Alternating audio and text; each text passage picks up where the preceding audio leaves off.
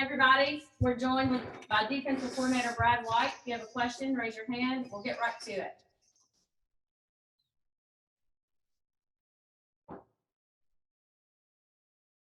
Nope, no questions. All right. Josh Moore. Oh, all right, Josh, you broke the ice. Sorry. I think we're all a little winded from yesterday and the day before. It sounded like Saturday the defense got the better of things. I know it's kind of ebbs and flows, but what have you seen since then that's kind of encouraged you or maybe discouraged you?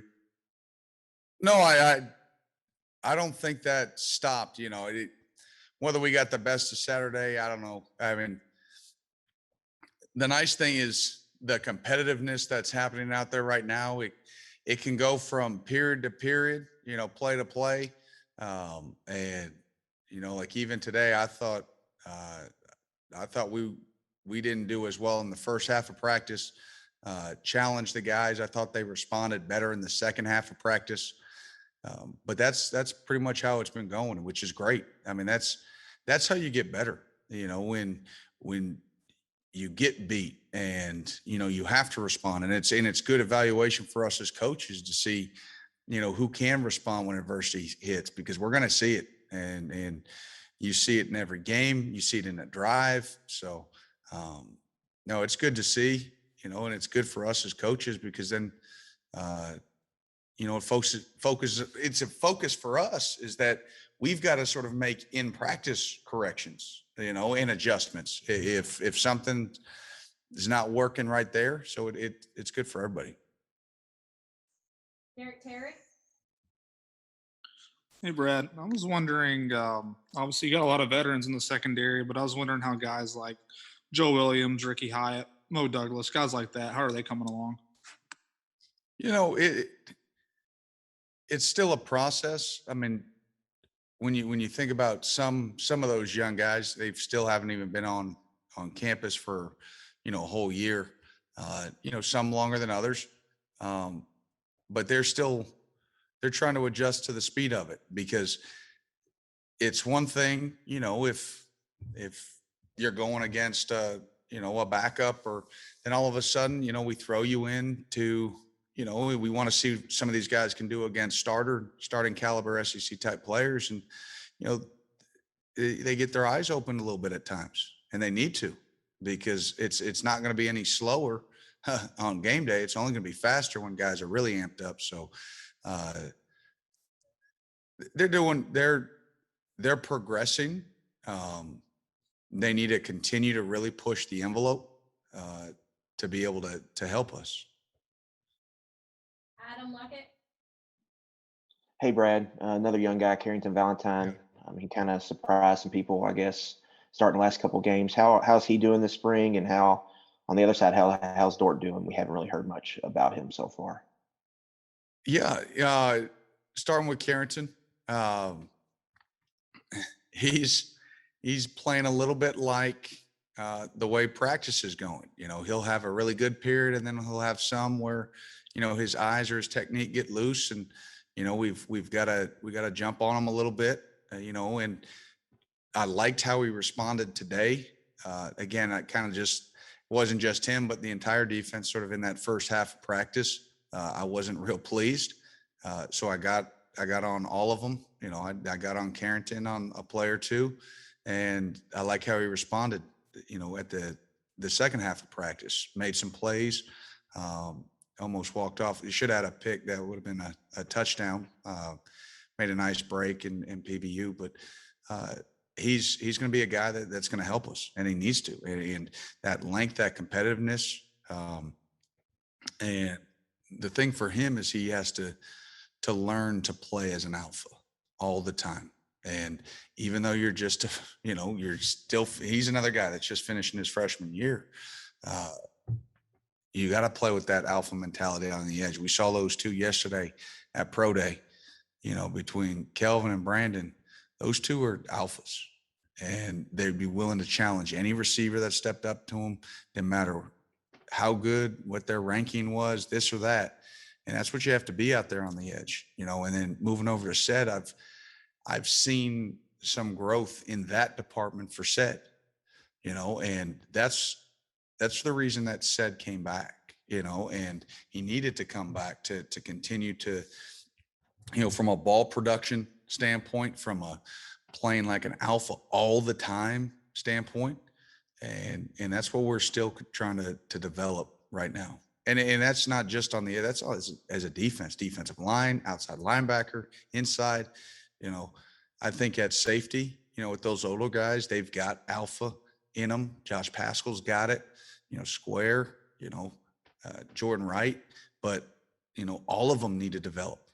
And when they make a bad play or they get coached hard, that they don't lose it. Like you can't get coached hard and then, cower away and become a puppy. Nick Roush?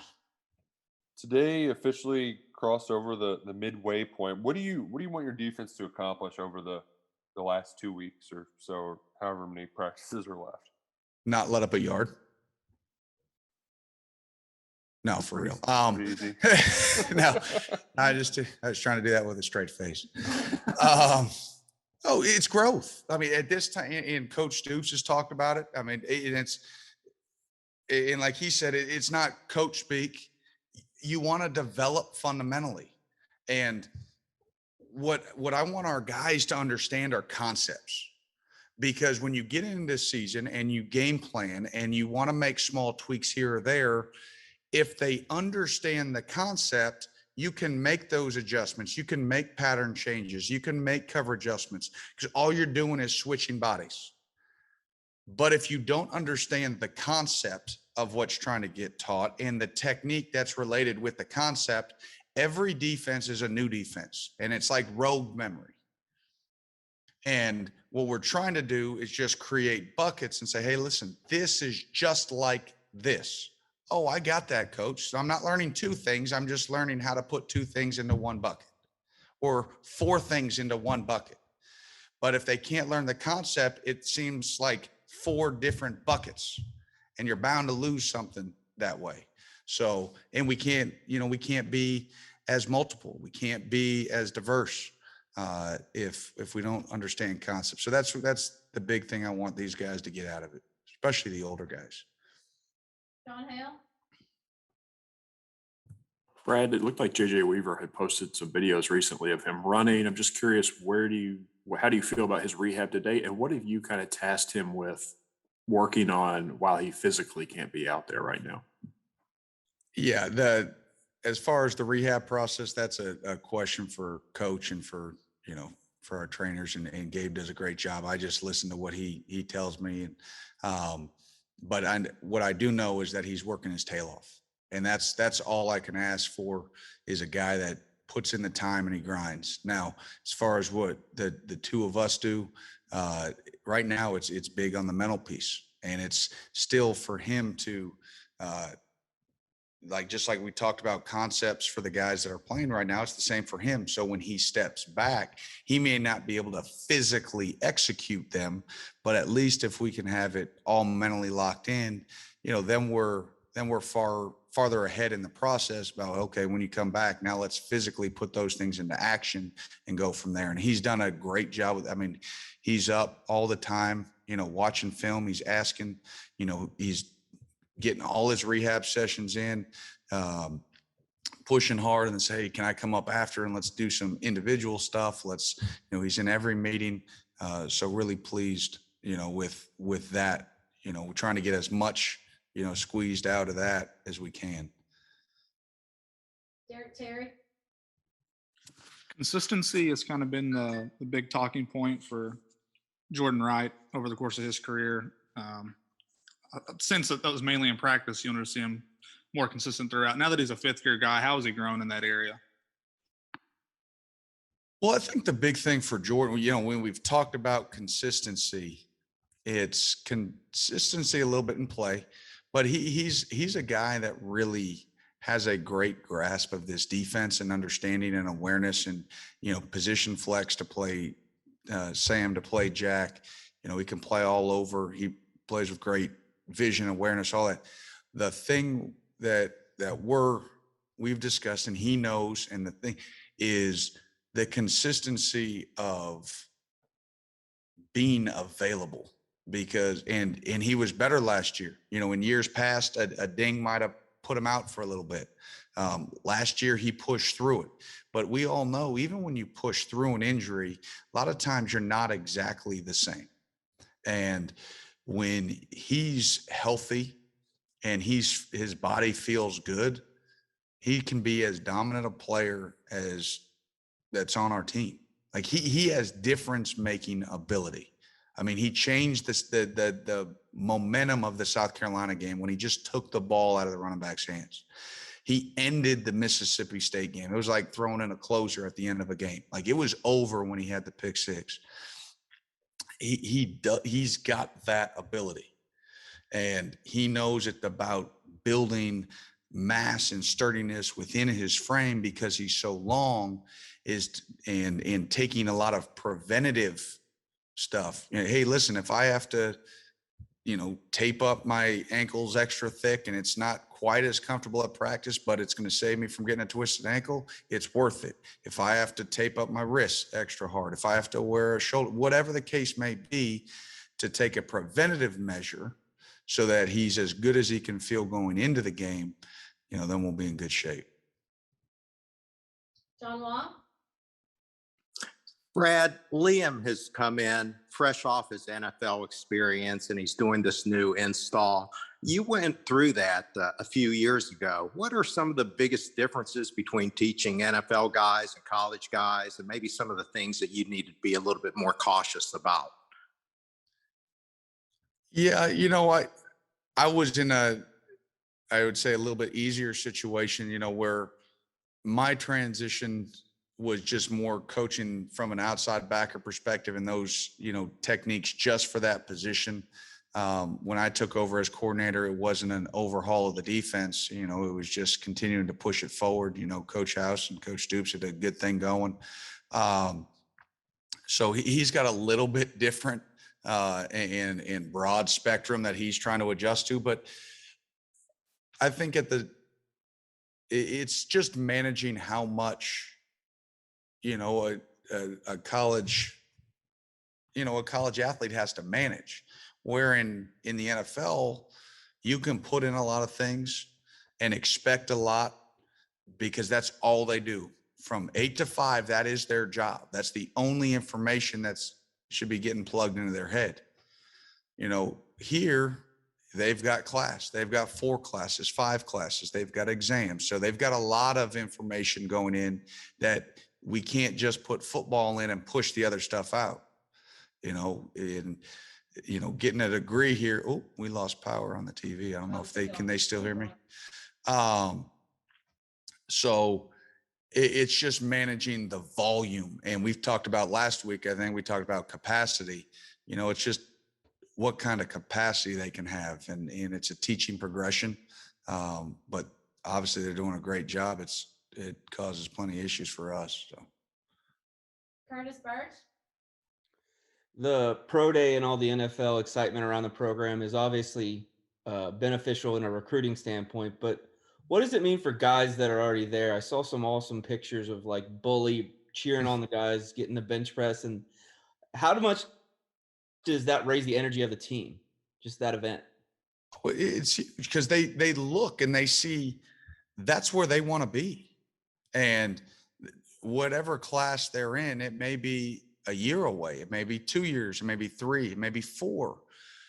And to see how different guys got there, it may have been a guy, they look at Landon and there's a guy that played as a true freshman and had would have played 4 years and been gone, but then he had a setback with an knee injury. All right, there's a guy that came back.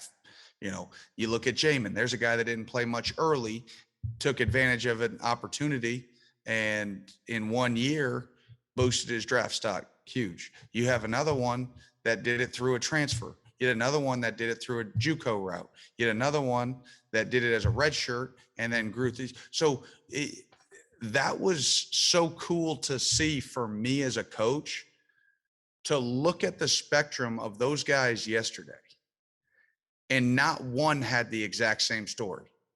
So all those guys standing on the side can look and say, you know what? One of those stories is probably pretty close to one of theirs. And if you just stick to the process, if you stick to what Coach Stoops preaches within the building, what Coach Ed and Coach Hill talk about in the weight room, what the position coaches talk about in the position meeting rooms, it can pay off and their dreams can come true.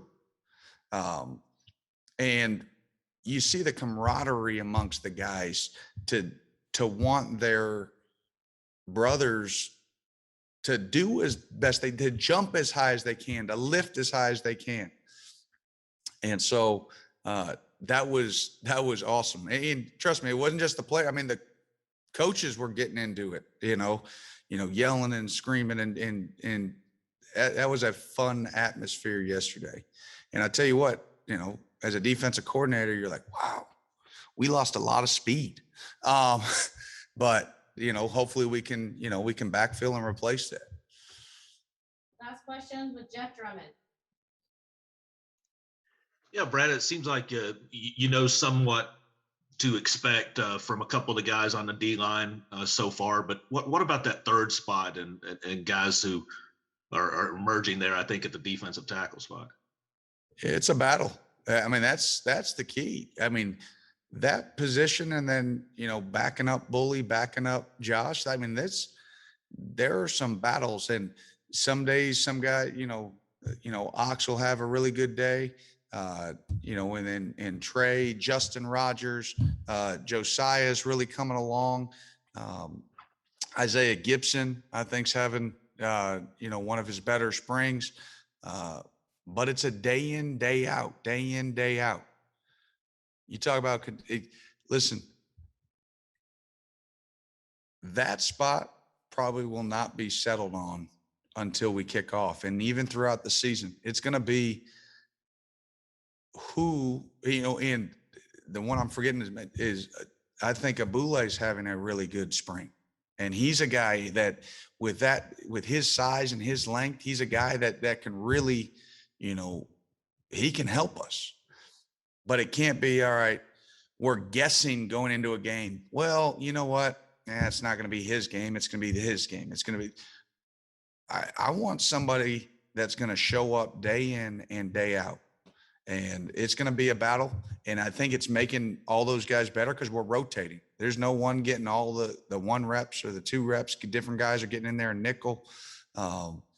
And competition is just going to breed, us getting better as a team. And that's what's so much fun right now, competing on defense, competing against the offense. I mean, there's a lot of juice, a lot of energy.